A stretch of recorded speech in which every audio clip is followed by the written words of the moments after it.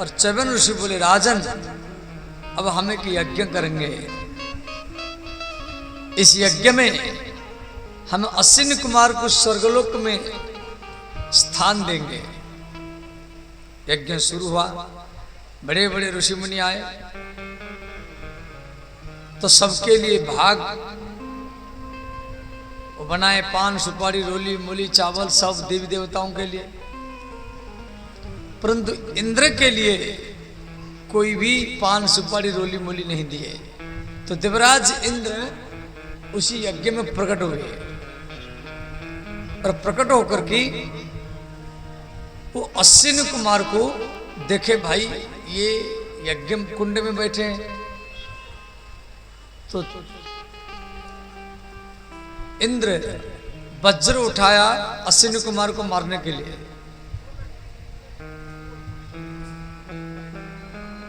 तो उस समय महर्षि च्यवन अपने मंत्र शक्ति के द्वारा इंद्र के हाथ को रोक दिए। वो हाथ नीचे ना ऊपर, ऐसे स्तंभीभूत हो गया। फिर इंद्र च्यवन ऋषि को क्षमा मांगा। च्यवन ऋषि बोले, इंद्र आप अश्विनी कुमार को देवलोक में स्थान दो, तभी आपका हाथ नीचे होगा।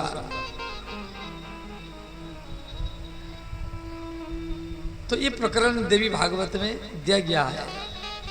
च्यवन ऋषि का नाम आप लोग च्यवनप्राश खाते हैं। बुढ़ापा में प्राय हर व्यक्ति च्यवनप्राश खाता है। ये च्यवनप्राश ये च्यवन ऋषि के नाम पर बना है। अयोध्या से 60 किलोमीटर दूर पर गोंडा जिला है। वहां भी एक दो बार हम राम कथा किए हैं। तो उस सरोवर में आज भी जो लोग नहाते हैं उनका सारा रोग चला जाता है। वहां का मिट्टी बड़ा दिव्य है। कभी जाना उस सरोवर में नहाना और वहां का मिट्टी लेके आना।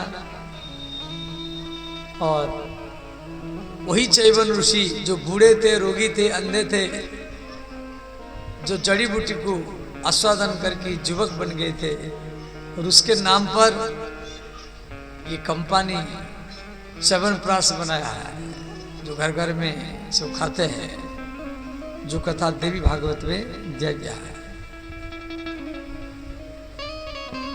तो भूगोल और खगोलों का भी वर्णन यहां पर दिया गया है।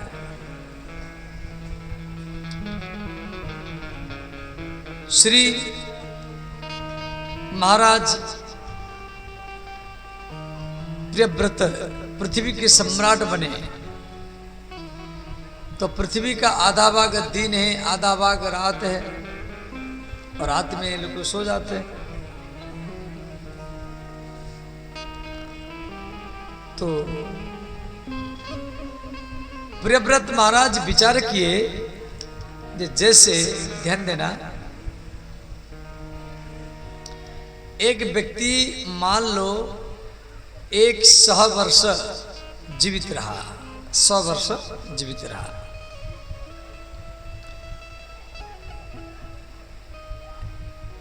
ऐसे तो कलियुग में व्यक्ति का आयु 100 वर्ष होता है।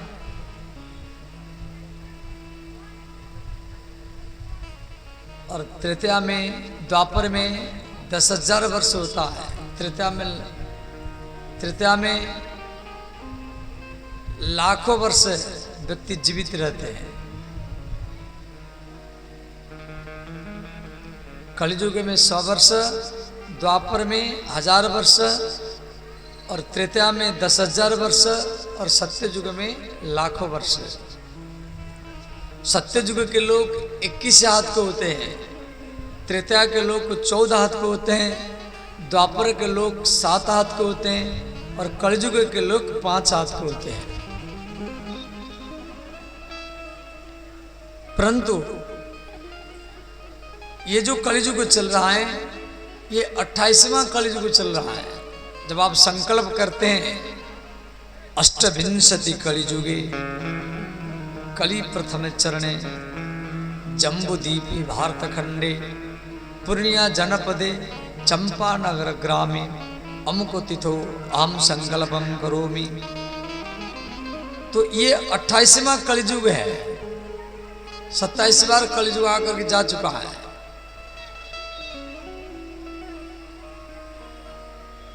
और इस प्रकार कलिजुग की आयु 4,32,000, कलि का 2 गुना द्वापर युग 8,64,000, कलि का 3 गुना तृतीया 12,96,000, कलि का 4 गुना सत्ययुग 16,28,000। केवल कलिजुग की आयु याद रखो, कलिजुग का आयु है 4,32,000 वर्ष। कलि का 2 गुना द्वापर, कलि का 3 गुना तृतीया, कलि का 4 गुना सत्ययुग। तो टोटल चारों युग मिला देंगे, सत्य तृतीया द्वापर कलि, तो उसको बोलते एक चतुर्युगी। तो कैलकुलेटर लेके हिसाब लगाएंगे तो 43,20,000 वर्ष होगा एक चतुर्युगी। देखो हम लोग जन्म लेते, पढ़ते लिखते, ब्याह शादी करते, बाल बच्चे होते, फिर बूढ़े हो जाते, मर जाते हैं। नित्यम सन्निहित मृत्यु कर्तव्य धर्म संग्रह। हम हर रोज मृत्यु की ओर भाग रहे हैं। हम सोच रहे हैं बड़े हो रहे हैं, बड़े नहीं हो रहे, छोटे हो रहे हैं, मृत्यु के निकट जा रहे हैं। और 1000 पीढ़ी मर चुके हैं आपके परिवार में, खानदान में। मैं कई बार भी इस बात को बोल चुका हूं। पत्नी पास में है, पति पास में है, बेटा बेटी पास में, घर मकान पास में, साथ में नहीं जाएगा। रुपया पास में, साथ में नहीं जाएगा। गाड़ी पास में, साथ में नहीं जाएगा। ये देह, ये शरीर, ये भी पास में है, ये भी साथ में नहीं जाएगा। तो साथ में जाएगा क्या? इसी देवी भागवत कथा में आप जितना समय दिया है, ये समय ही आपका साथ में जाएगा।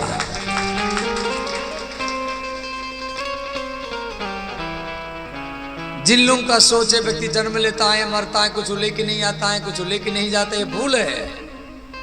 व्यक्ति ये संपत्ति लेके नहीं आएगा, परंतु अपना कर्म, अपना धर्म ये साथ में जाएगा।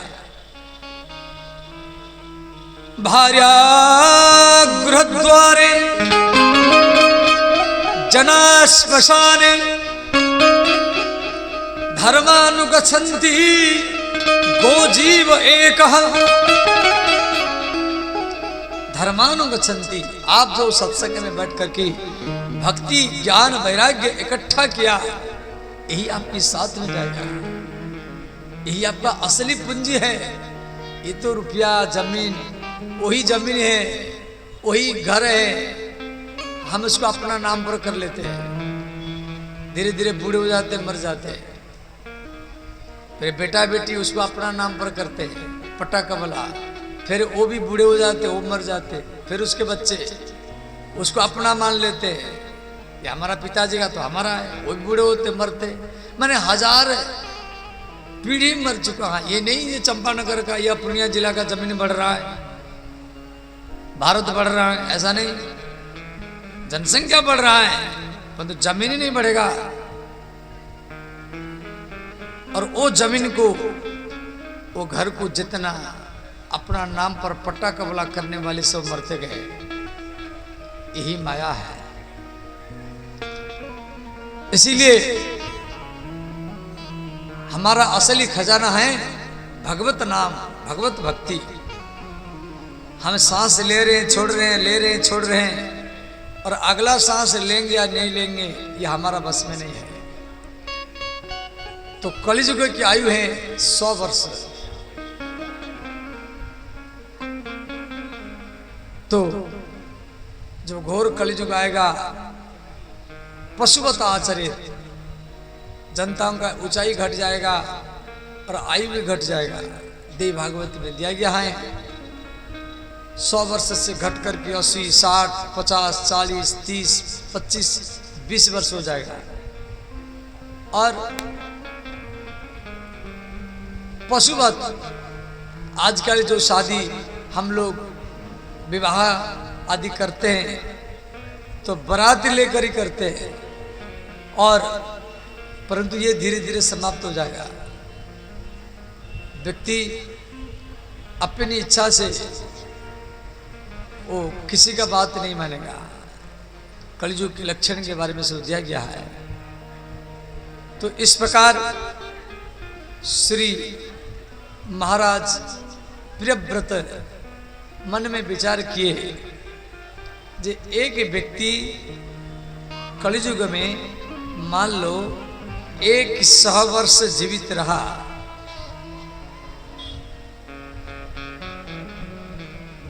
तो 100 वर्ष में 50 वर्ष दिन हो गया और 50 वर्ष रात हो गया। मोटा मोटी सब लगा रहे हैं। 24 घंटा में 12 घंटा दिन, 12 घंटा रात है, तो 100 वर्ष में 50 वर्ष दिन, 50 वर्ष रात हो गया। तो 50 वर्ष व्यक्ति सोते हुए बिताता है,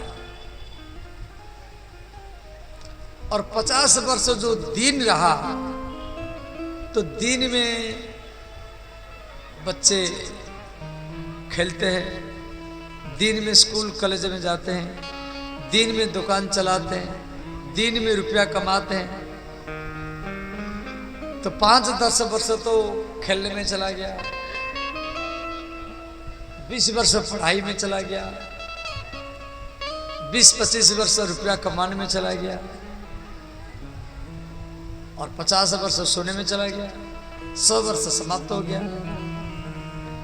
तो महाराज प्रियव्रत मन ने विचार किए,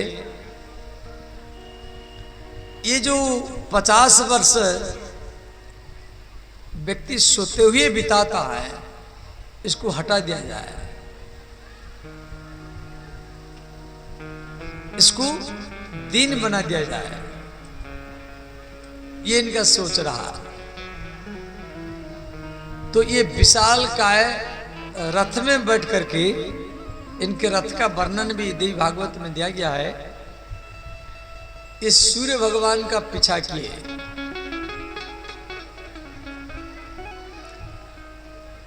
और इनके रथ के पहिया से पृथ्वी के कुछ अंश दब गया, तो जो नीचे दब गया वो समुद्र कहलाया, और जो ऊपर को रहा वो द्वीप कहलाया। तो पृथ्वी में 7 समुद्र हैं, खारा समुद्र, दूध का समुद्र, दही का समुद्र, मदिरा का समुद्र, घी का समुद्र, शुद्ध जल का समुद्र, और 7 द्वीपों का नाम है जम्बू, प्लक्ष, सालमली, क्रोश, क्रोंच, सागर और पुष्कर। ध्यान देना। श्रीमद् देवी भागवत में खगोल का भी वर्णन है और भूगोल का भी वर्णन है, जो व्यास जी लिखे हैं।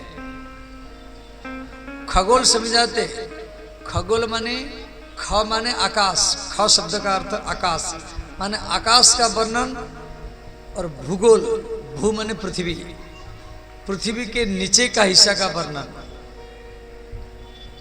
ध्यान देना।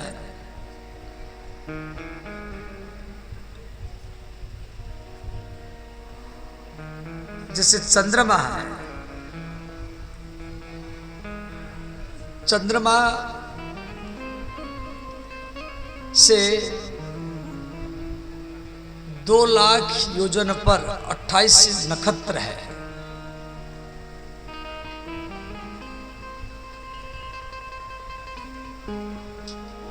और उससे 2 लाख योजन पर शुक्र तारा है, उससे 2 लाख योजन पर बुध ग्रह है, उससे 2 लाख योजन पर मंगल ग्रह है, उससे 2 लाख योजन पर बृहस्पति है, उससे 2 लाख योजन पर शनिदेव है।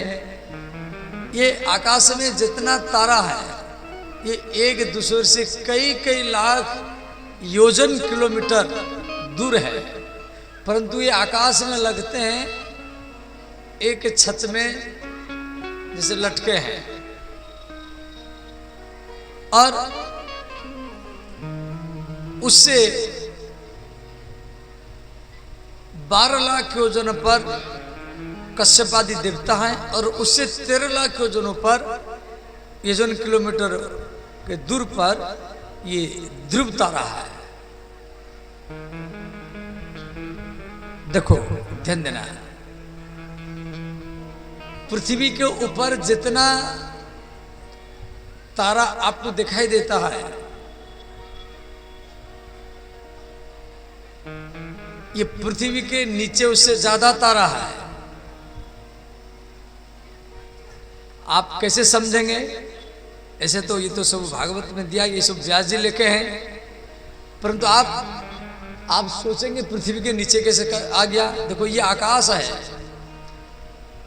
हमारी पृथ्वी से 400 किलोमीटर ऊपर इंटरनेशनल स्पेस स्टेशन बना हुआ है, जो रूस और अमेरिका मिलकर के बना है।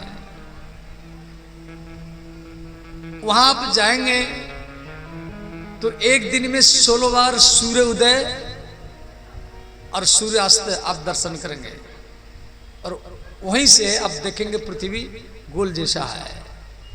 और वहां पर जीरो ग्रेविटी, जहां पृथ्वी का और सूर्य का जो दोनों की आकर्षण की बैलेंस, जैसे पानी में आप लोग तैरते हैं ऐसे आकाश में तैरना पड़ेगा। लघु संख्या करेंगे तो नीचे नहीं ऊपर जाएगा, थूकेंगे तो नीचे नहीं आएगा ऊपर जाएगा, बाल सब खड़े हो जाएंगे। हमारी भारत के जैसे कल्पना चावला गई थी बेचारी, आधे समय तो मरी गई, और अभी भी गए तो हर साल वहां जाते हैं। तो वो है इंटरनेशनल स्पेस स्टेशन, और वहां आप जाने के बाद में फिर भागवत की ये जो भूगोल की जो व्यास जी लेके पढ़ेंगे तो फिर समझ में आएगा। इसे हम समझाएंगे तो समझ नहीं पाएंगे क्या बाबा ऐसे बोलते हैं। वहां आप देखेंगे छायापथ, निहारिका, सूर्य, चंद्रमा, ग्रह, नक्षत्र। जैसे पूर्णिया के टाउन में या लाइन बाजार में, भट्टा बाजार में 10-11 बजे कितना भीड़ होता है, ट्रैफिक, ऐसे ही आकाश में ताराओं का ट्रैफिक है। और एक दूसरे से 2 लाख योजन, 4 लाख योजन किलोमीटर दूर पर है, और हमारी पृथ्वी से लाखों गुना बड़े है।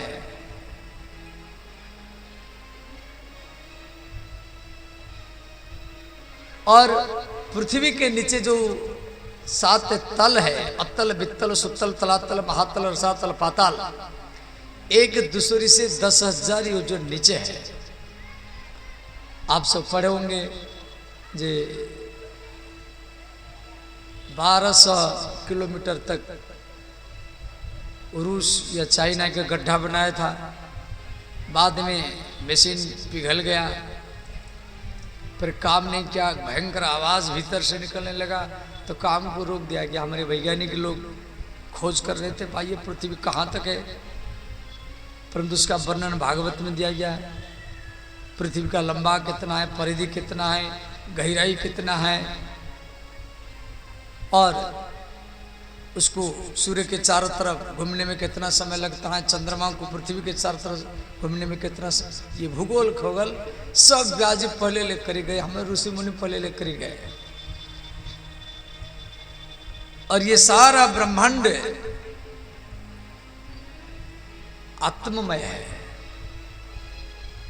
ये सारा ब्रह्मांड में सबका सोच विचार भरा है। जैसे आप लोग को मैसेज करती है मोबाइल है, भाई जितना व्यक्ति है इतना मोबाइल है।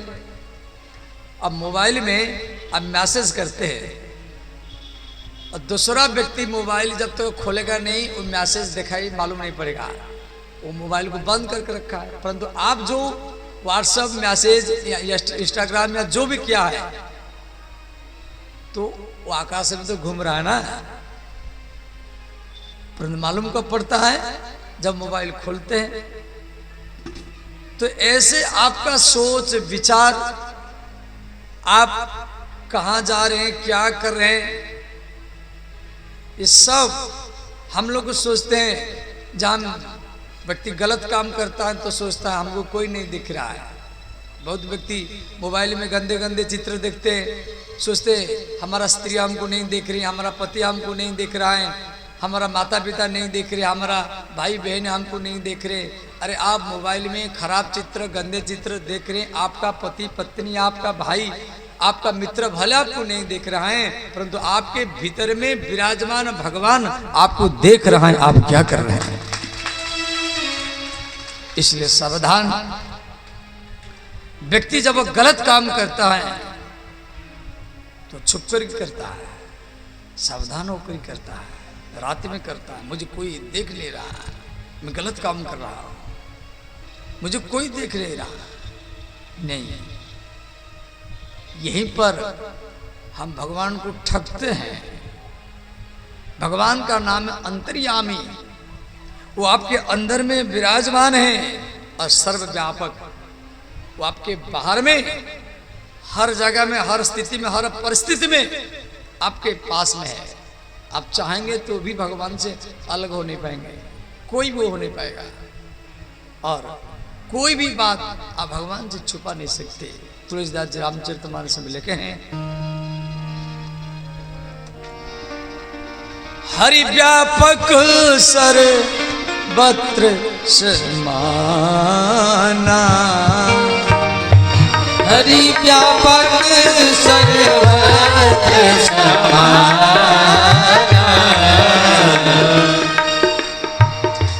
हरि व्यापक सर्वत्र समाना, हरि व्यापक सर्वत्र समाना, प्रेम ते प्रकट होई में जाना, प्रेम ते प्रकट होई में जाना, मंगल भवन मंगल हारी, मंगल भवन मंगल हारी, हम सुदशरथ अजीर बिहारी, प्रभु सुदशरथ अजीर बिहारी। सब गाइए, दोनों हाथ उठा करके भाव से गाइए। श्री राधे।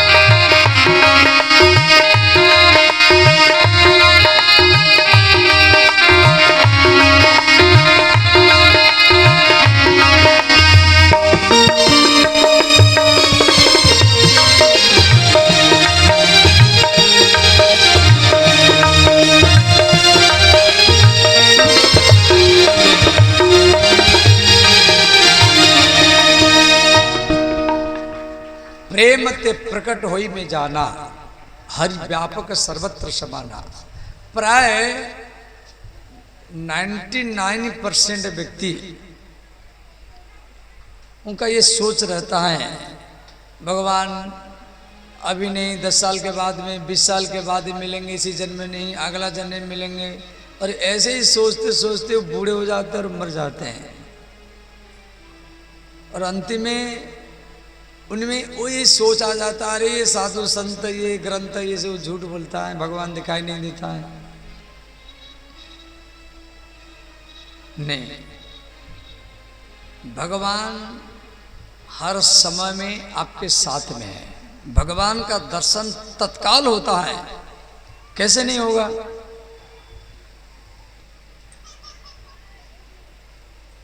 अब आप बोलेंगे बाबा बताइए, पहले तो आपके अंदर में भगवान को पाने के लिए तो कोई जिज्ञासा हो, लालसा हो, बेचैनी हो, तड़पन हो। भगवान मुख्य नहीं है। भगवान को पाने का इच्छा, भगवान को जानने का जो उत्कंठा, वो मुख्य है। अथा तो ब्रह्म जिज्ञासा।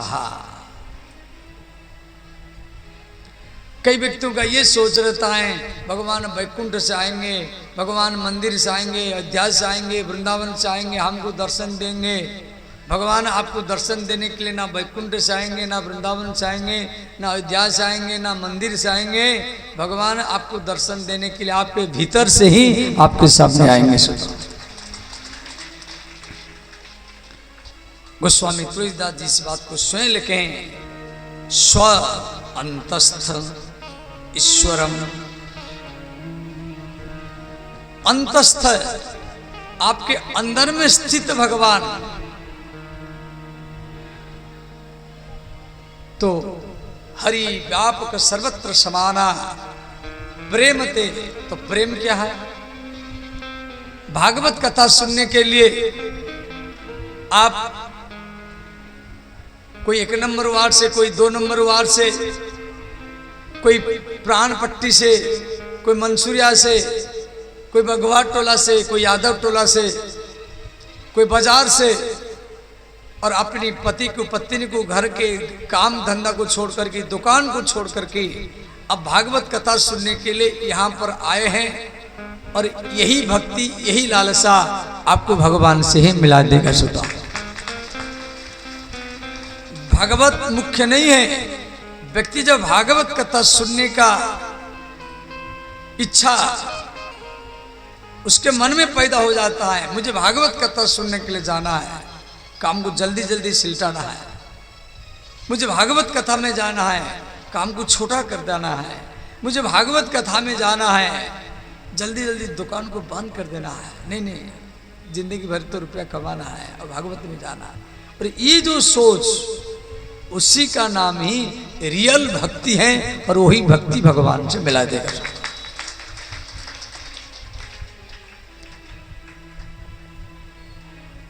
मैं पहले भी बताया था, यहां पर हर व्यक्ति आ नहीं सकता। जिसको हम लोग को चुन चुन करके वोट देते हैं, वो दिल्ली और पटना में जाके बैठता है, और जिसको स्वयं भगवती जगदम्बा चुन चुन करके वोट देती हैं, वो भागवत कथा में आकर के बैठता है। भगवान के द्वारा चुने हुए व्यक्ति यहाँ पर आता है। गोस्वामी तुलसीदास जी रामचरितमानस में पंक्ति को लिखे हैं, आवत यही सर अति कठिनाई, आवत यही सर अति कठिनाई। यही सर माने ये भागवत का पंडाल, सर माने भागवत का सरोवर, यहाँ पर आना बड़ा कठिन है।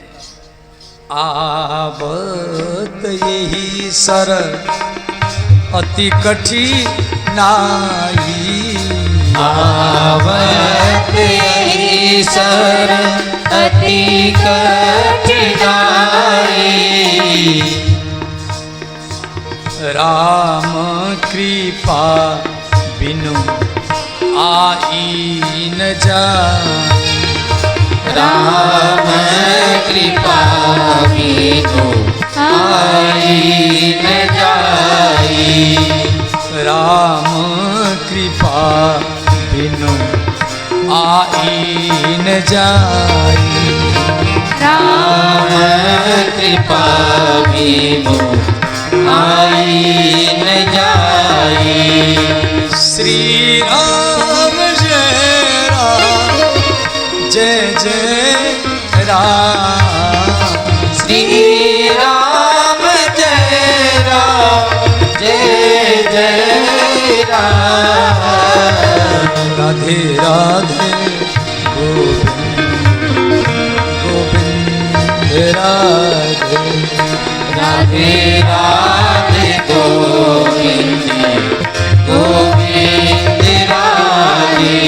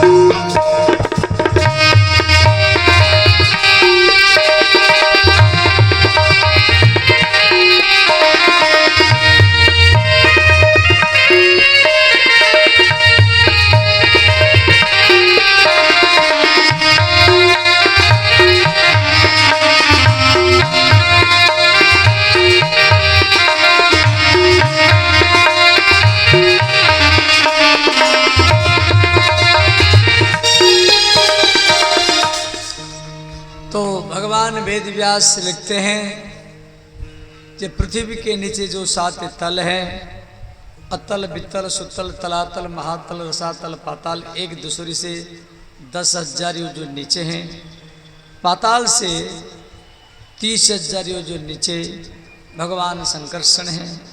बोले श्री संकर्षण भगवान की जय। और दक्षिण दिशा की ओर 28 नरक है। 28 नरकों की कथा देवी भागवत में दिया गया है। ऐसे मैं 2-4 नरकों का चर्चा करूंगा। जैसे झूठ को सच बनाना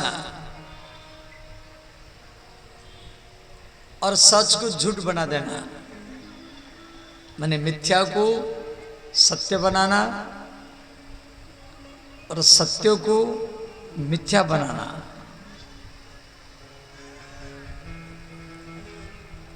मिथ्या का अर्थ क्या है? मिथ्या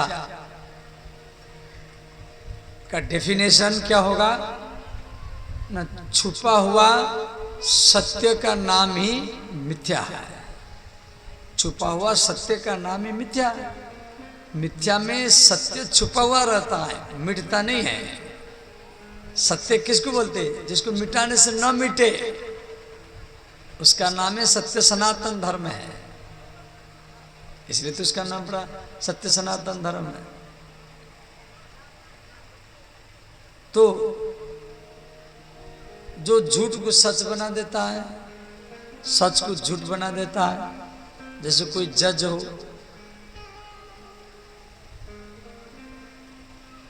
या उचित बात को समय पर नहीं बताना, अगला डेट अगला डेट अगला डेट अगला डेट करते हुए साल भरी 2 साल भरी टाटते रहना।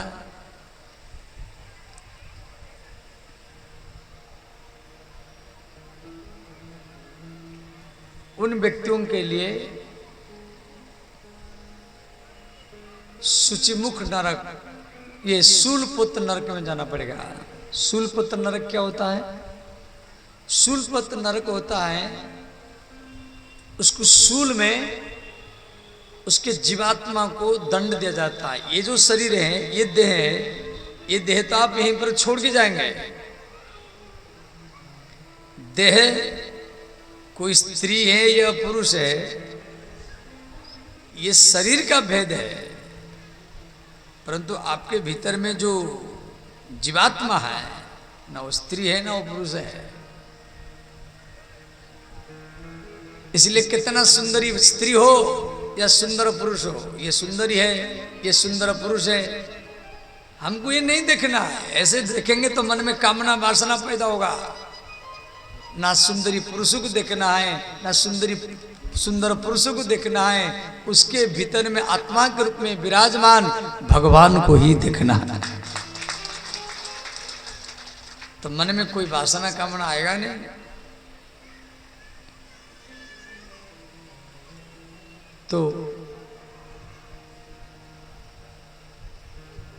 तो मिथ्या को सत्य बनाना, सत्य को मिथ्या बनाना, उनको शूलपोत नरक में जाना पड़ता है। उनको त्रिशूल में उनकी जीवात्मा को दंड दिया जाता है। जो बात बात में क्रोध करता है, ध्यान देना। कई व्यक्ति में देखा वो हरदम लड़ते ही रहते हैं, थोड़ा सा बोलेंगे एकदम क्रोध हीट होकर के बोलेंगे।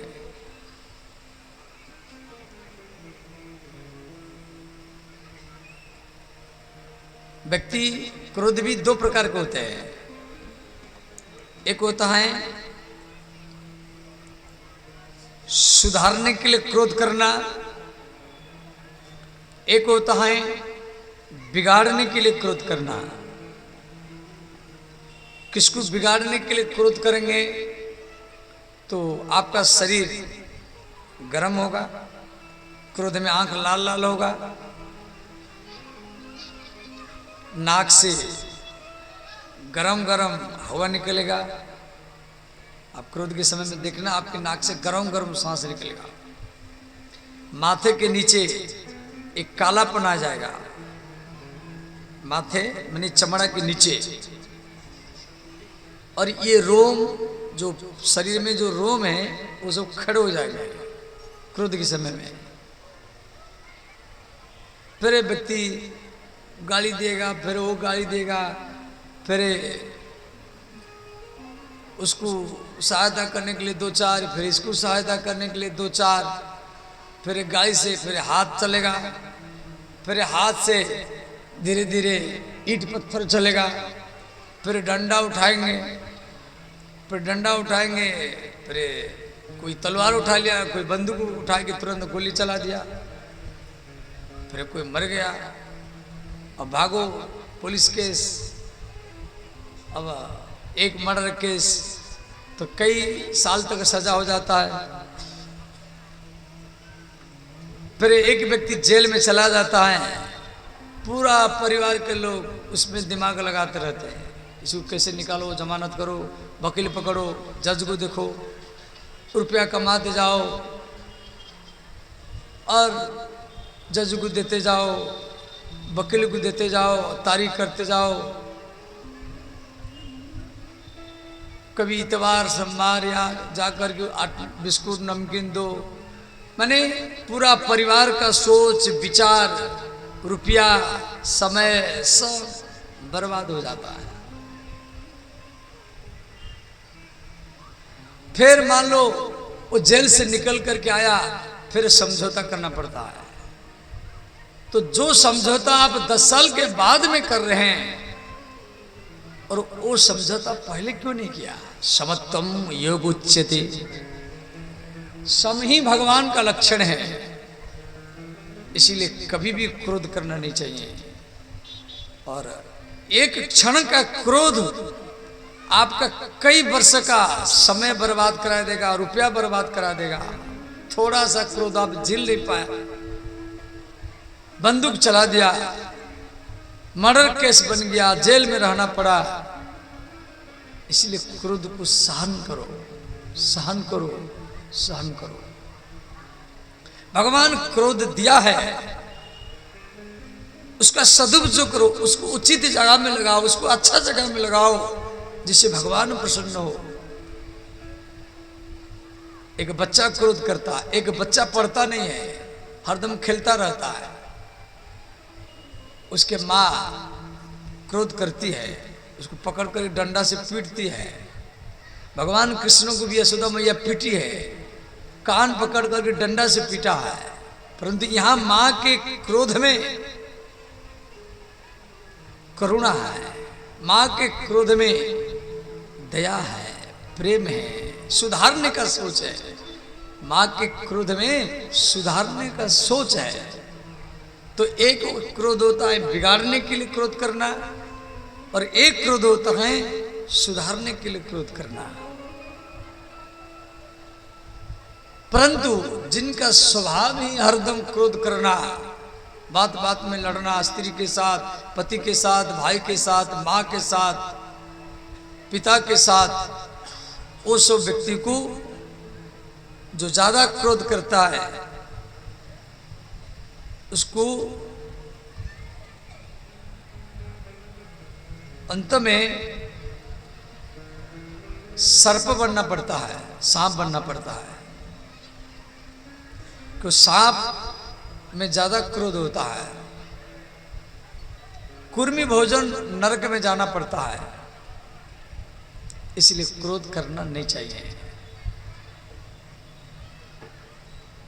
सुधारने की दृष्टि से क्रोध करना चाहिए। जो आया हुआ अतिथि को सेवा नहीं करता है, कोई घर में आया है, अरे अतिथि आया है, कोई भी हो, गुरुजी हो या कोई नेता हो या कोई साधु हो,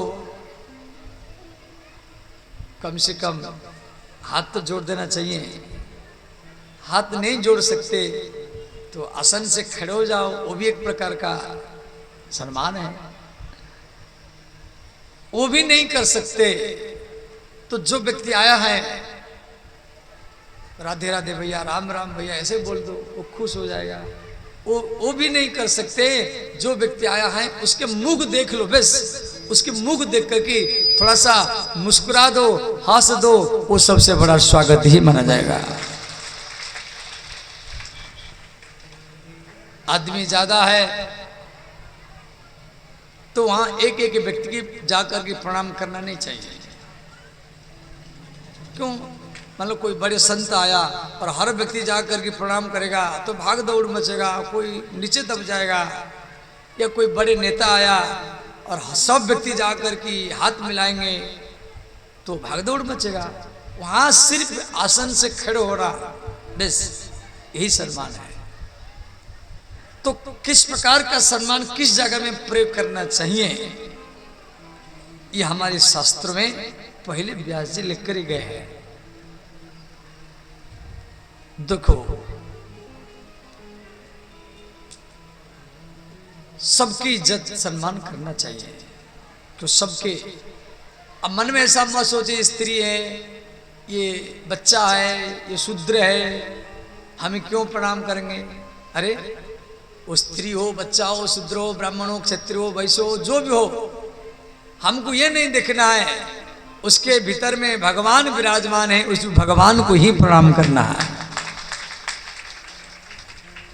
सब में भगवान है, छोटा हो बड़ा हो, हाथ जोड़ देना है। देखो ध्यान देना, आप कोई भी छोटा बड़ा कैसा भी व्यक्ति, आप हाथ जोड़ने की आदत डाल दो, चार फायदा होगा। चार फायदा। पहला फायदा, आपका प्रतिष्ठा बढ़ेगा और तेजी से बढ़ेगा। कोई व्यक्ति आ रहा है, छोटा बड़ा हो, अपरिचित परिचित, भैया राम राम, राधे राधे, अपनी तरफ से छोटा बड़ा ये नहीं सोचना है। या ये समाज में एक साधारण व्यक्ति में क्यों हाथ जो, ऐसा छोड़ देना है। ये भगवान है, एक हम बहुश्याम, भगवान स्वयं बोले हैं वेद में, मैं एक से अनेक हुआ। तो प्रणाम करने से आपका प्रतिष्ठा बढ़ेगा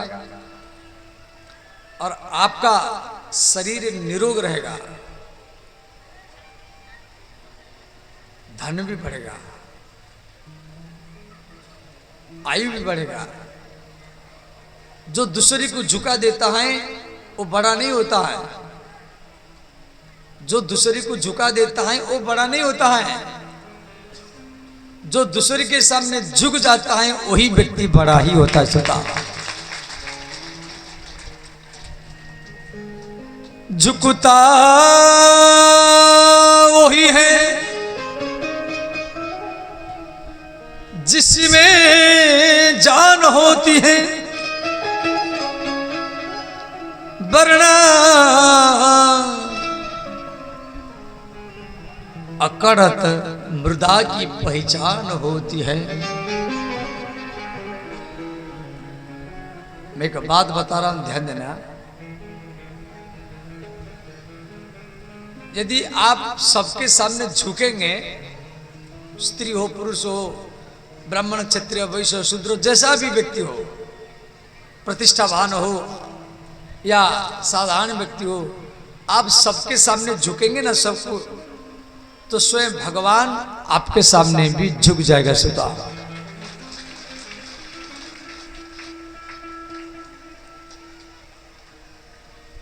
तो इसलिए कोई भी व्यक्ति घर में आया है उसका स्वागत होना चाहिए।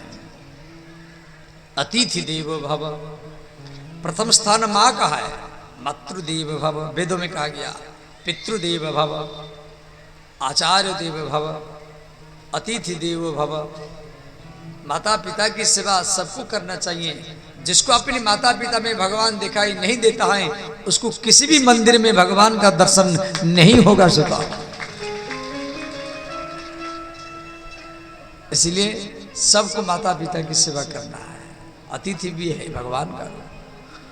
और जो आया हुआ अतिथि का सेवा नहीं करता है उसको शुचिमुख नरक में जाना पड़ता है, सुई के नोक में उसको छेदा जाता है।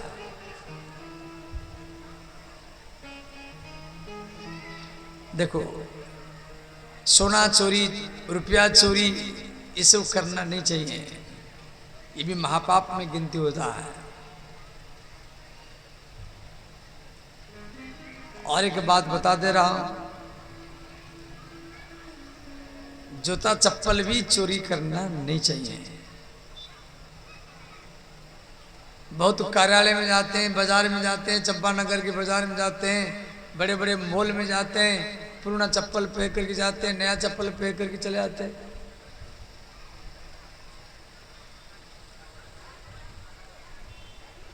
स्कूल में गए, कॉलेज में गए, दफ्तर में गए, ऐसा नहीं करना है। जूता चप्पल चोरी करने वाला को गधा बनना पड़ता है। गधा गधा बनेंगे, मिट्टी ढोएंगे, पीठ में डंडा पड़ेगा, डंडा। इसलिए जूता चप्पल चोरी नहीं करना है, समझ गए। और एक बात बता रहा हूं, ध्यान देना।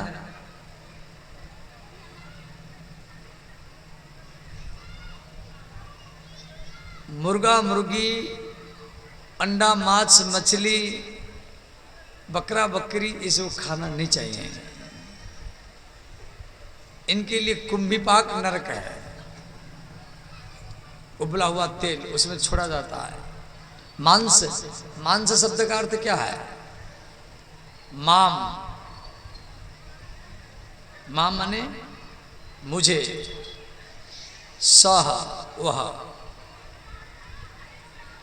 जिसका मांस आप खाया है और वही अगला जन्म में आपका मांस ही खाएगा। इसलिए सावधान। जिसकी मांस आप खा रहे हैं, जो बकरा, जो बकरी, जो मुर्गा, जो मुर्गी, माम सह, सह माने वह, माम माने मुझे, माने जो आप खाया है वही अगला जन्म में खाएगा आपको। इसलिए इसको खाना नहीं चाहिए, समझ गए। पनीर खाओ, पनीर, अच्छा फल मूल खाओ। सुनिए, ये मांस मछली खाना छोड़ दो, उनके लिए कुंभिपाक नरक दिया गया है। ऐसे 28 नरकों की कथा दिया गया है। जन्मे जय सुन करके घबरा गए, गुरुजी ये तो सुन करके मेरे मन में घबराहट आ रहा है, इससे बचने की क्या उपाय है? तो व्यास जी बोले, पुत्र यद भूतम यद वर्तमानम यद भविष्यति, जो पाप किए हैं, जो पाप अभी कर रहे हैं, जो पाप करेंगे, तीनों काल का पाप देवी भागवत कथा श्रवण करने से ही समाप्त ही हो जाता है। जो भगवान के नाम में निष्ठा हो, जिसका निष्ठा भगवान के नाम में हो और भगवान की कथा में हो, वो जो पाप किया है, मैं और एक गुप्त बात बता रहा हूं, ध्यान देना, परंतु इसका गलत अर्थ आप मत लेना।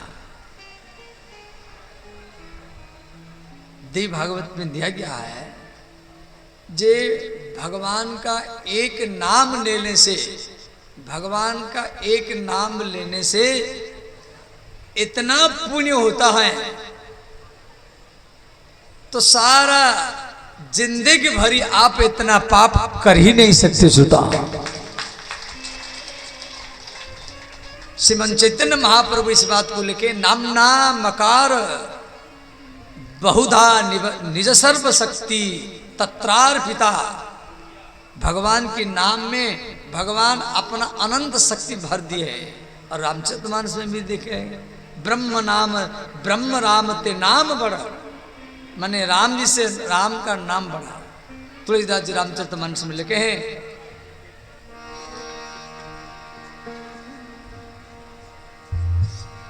कहूं कहाँ लगी नाम बड़ाई,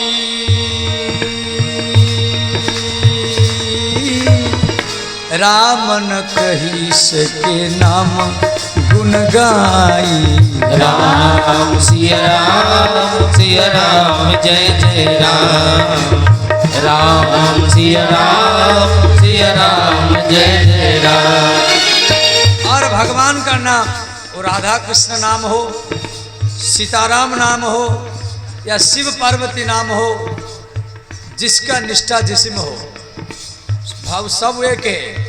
जो सीताराम है वही राधा कृष्ण है, वही शिव पार्वती, वही देवी मैया, वही लक्ष्मी नारायण है, वही गणेश है, वही आपके गुरु है। इसमें एक बाल के बराबर भेदभाव नहीं रखना है। कलिजुग केवल नाम धारा, सुमरी सुमरी नरौत रही पारा। राम सिया राम जय जय राम, राम सिया राम जय जय राम। भगवान का नाम कैसे भी लो, भाव से अभाव से। भागवत में दिया गया है, संकेत्यम परिहासम स्तोभम हेलनमेव बाहा, संकेत में हंसी मजाक से, परिहास में संकेतम परिहासम स्तोभम। और उसका अनुवाद रामचरितमानस में गोस्वामी तुलसीदास जी लिखे, भाव कुभाव लख लसहु,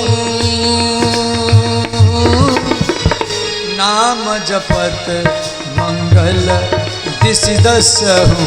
राम सिया राम जय जय राम, राम सिया राम जय जय राम। सब गाइए, भाव से गाइए, दोनों हाथ उठा कर गाइए।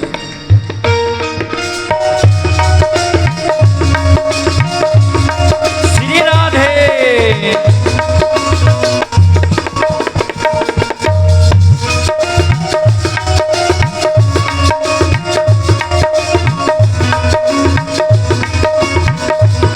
हर हर महादेव।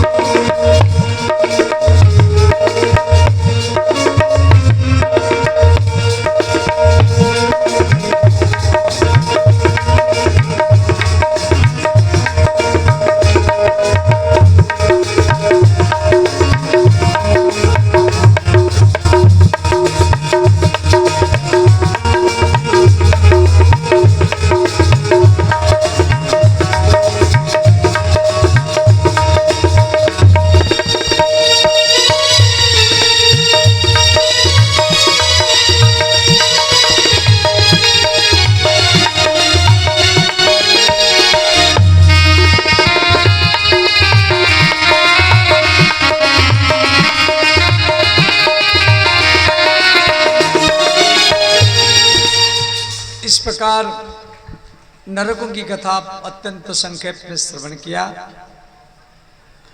भगवान का नाम जब भी आप सुने, हरे राम हरे कृष्ण नाम आपके कान में प्रवेश कर रहा है, तो पहले तो ये भावना लाए जो भगवान से भगवान का नाम बड़ा है, और भगवान सारा पावर अपनी नाम में भर दिए हैं। तत्रार्पिता बहुधा निज सर्वशक्ति, और वो हमारे कान में प्रवेश कर रहा है। भगवान दर्शन नहीं दे रहा है, मत दे, क्या जरूरत है, और उनका नाम तो है ना। जो ये भाव आप रखेंगे आपको 100% लाभ मिलेगा। देखो भगवान को नारद जी प्रश्न किए, आपका परमानेंट निवास स्थली कहाँ है? ऐसा कोई जगह बताइए जहां पर आप परमानेंट रहते हैं। ध्यान देना, सब ध्यान देना। नारद जी प्रश्न किए, जो भगवान आपका परमानेंट निवास स्थली माने परमानेंट रेसिडेंटल सर्टिफिकेट होता है ना,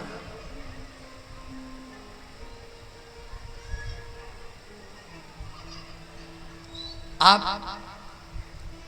वैकुंठ में रहते हैं परमानेंट। भगवान बोले नहीं, नाहम बसामि वैकुंठे, मैं वैकुंठ में परमानेंट नहीं रहता हूं, कभी आता हूं कभी जाता हूं, कभी आता हूं फिर चला जाता हूं, परंतु परमानेंट नहीं रहता हूं। फिर कहाँ रहते? वृंदावन अयोध्या में? नहीं, वृंदावन मेरा लीला स्थली है, अयोध्या लीला स्थली है, वहां जाना चाहिए, भक्तों का दर्शन होगा, साधु संतों का दर्शन होगा, परंतु वृंदावन जाने से भगवान मिल जाते हैं। तो हमें यहीं पर 8-10 बस अभी तैयार करेंगे और सब चंपानगर वालों को वृंदावन ले जाएंगे, जबरदस्त भगवान कृष्ण का दर्शन करा देंगे। ऐसा तो नहीं होता है भाई, वहां भी वही खाना पीना वही सब होता है। हाँ, जाना चाहिए, भगवान का लीला स्थली है। भगवान कह रहे नाहम बसामि वैकुंठे, मैं वैकुंठ में नाहम बसामि, ना अहम, अहम माने मैं, बसामि नाहम बसामि वैकुंठे।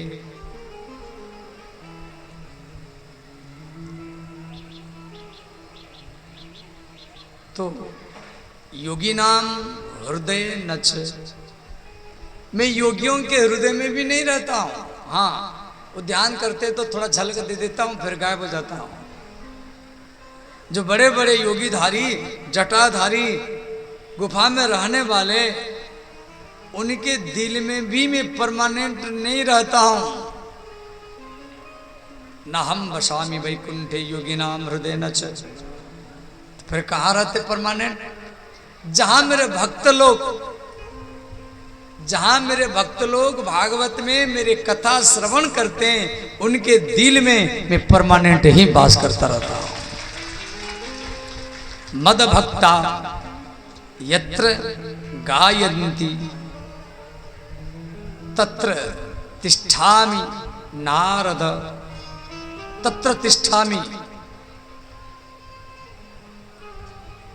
लोट लकार उत्तम पुरुष एक वचन, तिष्ठतु तिष्ठताम तिष्ठन्तु तिष्ठ तिष्ठतम तिष्ठ, तिष्ठामि तिष्ठाव तिष्ठाम, तत्र तिष्ठामि नारद। नारद मेरा तो परमानेंट निवास स्थली, जो मेरी कथा में बैठते हैं, मेरी कथा मात्रिक जीवनम, उनका दिल में मैं हरदम रहता हूं। वो जिधर जिधर जाते हैं अनुप्रजा अहम नित्यम, उनके पीछे पीछे चलता रहता हूं। तो मेरे देखो, आप यहाँ 4 घंटा कथा सुनते हैं, 4 घंटा सुनकर के घर को जाएंगे, और 8-9 दिन से सुन रहे हैं, आज 9वां दिन ही है, और आप 4 घंटा फिल्म देखो तो फिल्म का हीरो हीरोइन याद आएगा, क्रिकेट देखे तो क्रिकेट के छक्का चौका याद आएगा, और 4 घंटा जब आप भागवत कथा सुन करके घर को जाएंगे तो जाते समय में आपका मन भी ये मंच में रहेगा, इसी जगह में रहेगा। सोएंगे तो भी आपका मन ये भागवत मंच में रहेगा, सपने में भी ये मंच याद आएगा। सुबह जागेंगे, दिन भरी काम करेंगे, दुकान रोटी बनाएंगे तो भी आपका मन भागवत को ढूंढेगा। और कल तो अंतिम दिन यही है, कल के बाद में पंडाल उखड़ जाएगा, हम भी चले जाएंगे तो भी आपका मन में भागवत रहेगा। और मरते समय में भागवत का याद आएगा तो भगवत धाम को ही प्राप्त होंगे। मंच का अर्थ क्या है? मंच माने क्या? मंच माने मचान। मंच शब्द का अर्थ मचान। अब ये मचान है, ये प्लाईवुड का मचान है, ये लोहे के मचान है। लोहे की फ्रेम में प्लाईवुड लगा गया, उसमें गोलाकार व्यास गद्दी है। तो हम सोचते हैं ये प्लाईवुड का मचान है, लोहे की फ्रेम का मचान है। नहीं नहीं, ये आपका दिल का मंच है, ये आपका विवेक का मंच है, ये आपका बुद्धि का मंच है। आपके दिल को, आपके बुद्धि को, आपके विवेक को लगाने के लिए इसको ऊंचा किया गया, इसको ऊंचा किया गया। आप मन में ऐसा मत सोचे कि बाबा इतना बड़ा मंच में बैठा है और हमको जमीन पर बैठा रखा। नहीं नहीं, मैं चौकी में बैठा हूं, चौकी में बैठने वाला चौकीदार होता है, जमीन पर बैठने वाला जमींदार होता है। सताओ, आप तो जमींदार है, मैं तो आपकी चौकीदारी कर रहा हूं। आप ही भगवान हैं, श्रोता ही राम है, श्रोता ही सीताराम है, श्रोता ही राधा कृष्ण है, श्रोता ही शिव पार्वती है, श्रोता ही लक्ष्मी नारायण है, श्रोता ही भगवती माता है। हम तो आपकी चौकीदारी कर रहे हैं। अब आप बोलेंगे बाबा किस बात का चौकीदारी कर रहे हैं? जिस प्रकार मालिक सोता रहता है, चौकीदार रात भरी पहरा देता है, जब मालिक के ऊपर कोई हमला न कर दे, कोई चोर लफंगा गुंडा हमला न कर दे, तो कथा का भगवान आप ही है, श्रोता है, कथा का मालिक आप ही है और हम आपके चौकीदार हैं। हम इस बात की चौकीदार कर रहे हैं जो आपके मन को, आपके बुद्धि को, आपके विवेक को दुकान से, स्त्री से, पुरुष से और संसार से, परिवार से, भोग से, इंद्रियों से, चारों ओर से हटा करके भगवान में लगाना, इस बात की चौकीदारी में कर रहा था। क्यों? हरि स्मृति संपत्ति, हरि विस्मृति विपत्ति। संपत्ति क्या है?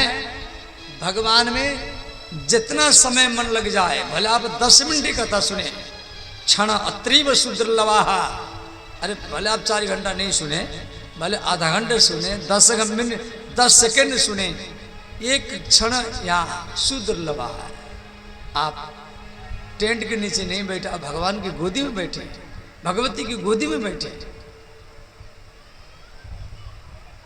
हरि कीर्तन तत्पराहा। तो आपके मन को भगवान में लगाने के लिए ये मंच को ऊंचा किया गया, ये मचान बना गया। तो मंच बिगड़ेगा तो देखने वालों का मन बिगड़ेगा।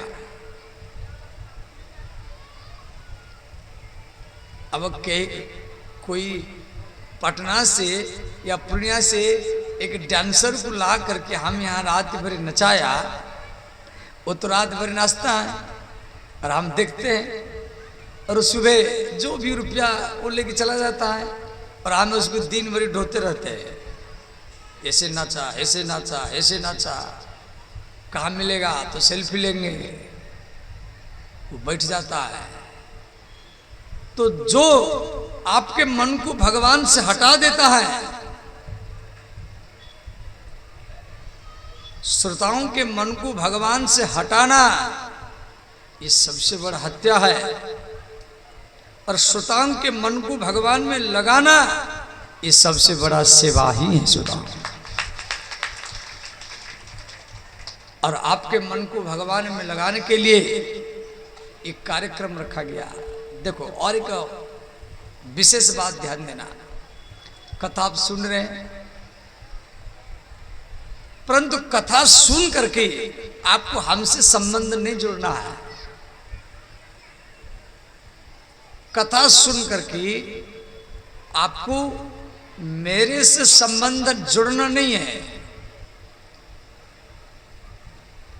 कथा सुनने के बाद में मैं जिसका कथा सुना रहा हूं उसी भगवती का साथ संबंध ही जोड़ना है सदा, तभी आप कथा सुनने का सार्थक होगा और निश्चित आपको भगवत कृपा होगा।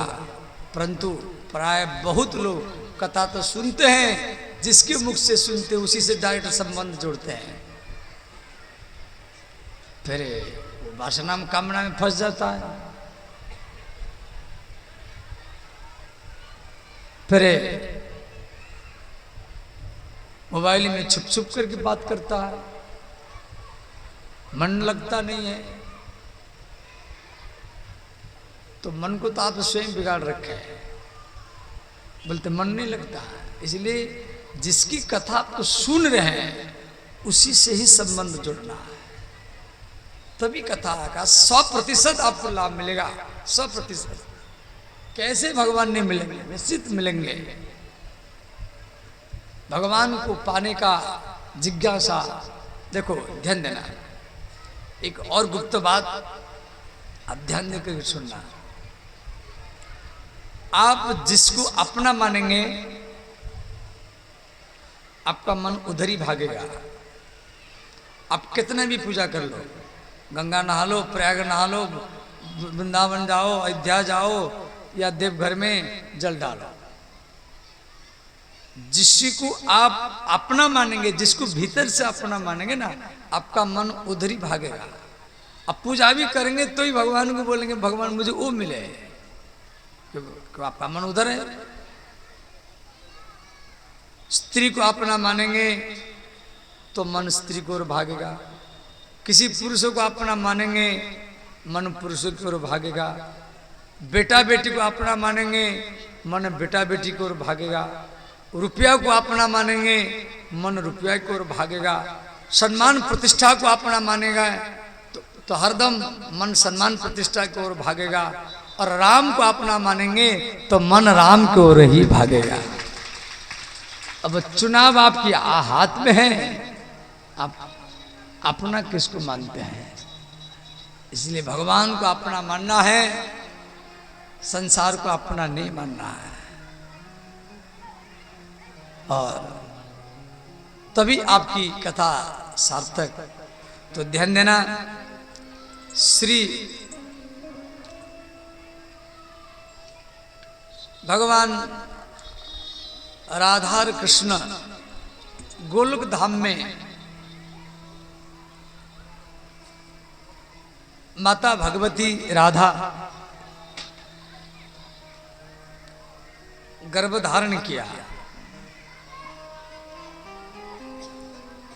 और एक पिंड जन्म दिया, गोलाकार पिंड, जिसके नाम है महतत्व। माने ये सारा ब्रह्मांड गोलाकार है और यही राधा रानी का पुत्र है। तो श्री कृष्ण प्रश्न किए, राधे ये आप कैसा बेटा जन्म लिया है?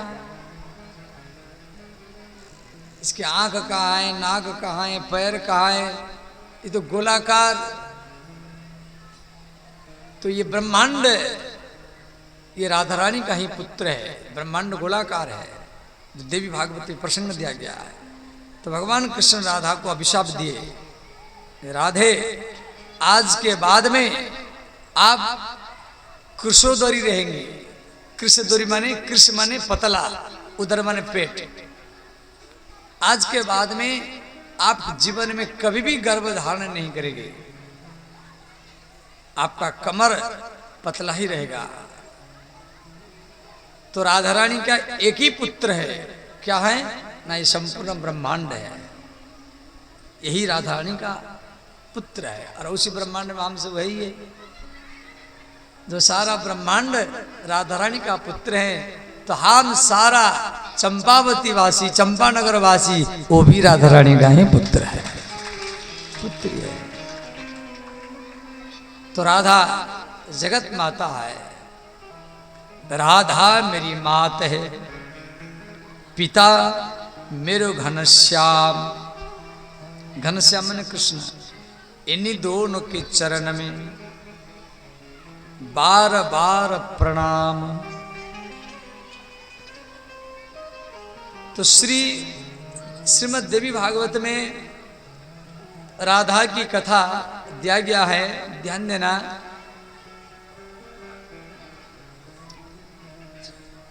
राधा का अर्थ है कृष्णेन आराधिता इति सा राधा, ध्यान देना, कृष्णेन आराधिता इति सा राधा, माने कृष्ण जिसका आराधना करे। वृंदावन में आप जाओ, कोई भी पेड़ देखो, दीवार देखो, राधा राधा नाम लिखा हुआ मिलेगा। वृंदावन में राधे राधे भैया, राधे राधे, अयोध्या में राम राम, वो राधा और राम सब एक ही है, कोई अंतर नहीं है। आप राधा भी बोलो, राम भी बोलो, तो भी आपका सुरक्षा करने के लिए हनुमान जी आएंगे। आप किसी भी देवता का पूजा करो तो भी आपका सुरक्षा करने के लिए हनुमान जी आएंगे पहले, कि हनुमान जी भगवान के नाम प्रेमी है, भगवान के कथा प्रेमी है। हनुमान चालीसा में दिया गया है,